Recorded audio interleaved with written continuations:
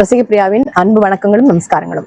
ஆடி அப்படின்னு பேரை கேட்டோன்னே ஆடி ஆடி வருமா அந்த மாதம் அப்படின்லாம் சொல்றோம் இல்லையா. இந்த ஆடிங்கிற பேர் வந்து இந்த மாதத்துக்கு எப்படி வந்தது அப்படிங்கிறது கொஞ்சம் பார்த்துடலாமே. இந்த ஆடிங்கிறது வந்து ஒரு தேவலோக மங்கையோட பேர். அந்த ஆடிங்கிற அந்த தேவலோக மங்கை என்ன பண்ணா அப்படின்னா சிவனை தரிசிக்கிறதுக்காக போனா. அந்த நேரம் எந்த நேரம் அப்படின்னா பார்வதி வந்து பூலோகத்துக்கு வந்து தவம் பண்ற நேரமா இருந்தது. அந்த நேரத்தை ஏன் அவ பயன்படுத்திட்டானா சிவன் மேல ஒரு ஈர்ப்பு, அதனால சிவனை அடையணும்னு நினைச்சுன்னு போயிட்டான். உள்ள நுழைஞ்சோடனே சிவனுக்கு தெரிஞ்சு போச்சு இந்த இடத்துல ஏதோ ஒரு வேண்டாத ஒரு விஷயம் வந்திருக்கு உள்ள அப்படின்னு. என்ன பண்ணா அப்படின்னா பார்வதி வேடத்திலேயே வந்து உள்ள நுழைஞ்சு சிவனை வந்து அணுகத்துக்கு உள்ள போயிட்டான். அப்போ அந்த கசப்பு சுவை அப்படின்னு சொல்றோம் இல்லையா, அந்த சுவை வந்து அந்த நெடி வந்து அவருக்கு சிவனுக்கு தெரிஞ்சு போச்சு.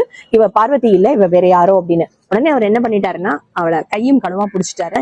ஒரு க்ஷணமாவது ஒரு நிமிஷமாவது உங்களோட பார்வை வந்து என் மேல படணும் அப்படிங்கிறதுக்காக தான் நான் வந்தேன் அப்படின்னு சொன்ன போது, என்ன பண்ணினாலும் தப்பு தான் அப்படின்னு தன்னோட சூலாயுதத்தால அவளை வந்து அழிக்க முற்படும் போது அந்த சூலாயுத்தோட அந்த முனை பகுதி அப்படின்னு சொல்றோம் இல்லையா, அதுல இருக்கிற அந்த ஜுவாலை வந்து என்ன இருக்கு அப்படின்னு கேட்டோம்னா அவ மேல பட்டதுனால அவ வந்து புனிதம் அடைஞ்சிட்டான். சிவன் என்ன பண்ணிட்டாரு அப்படின்னா உனக்கு சாப விமோச்சனம் கிடைச்சாச்சு, ஆனா நீ வந்து என்ன அப்படின்னு கேட்டோம்னா ஒரு சக்திக்கு உண்டான ஒரு எல்லா விஷயத்தையுமே வந்து உனக்கு இந்த மாடி மாசத்துல கொடுப்பாங்க. நீ பூலோகத்துல போய் கசப்புள்ள ஒரு மூலிகை மரமா வந்து நீ பிறக்க கடவாயா அப்படின்னு சொல்லி அந்த சாபத்தை கொடுத்துட்டாரு. அப்படி கசப்பு ரூபத்துல வந்த மரம் தாங்க நம்ம வேப்ப மரம்.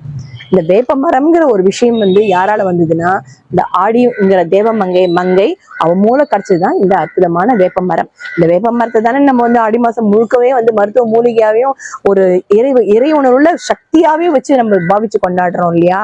ஆடி மாதத்தோட பேரை தெரிஞ்சிட்டீங்க இல்லையா, பேரை தெரிஞ்சு புரிஞ்சு கொண்டாடுவீங்க.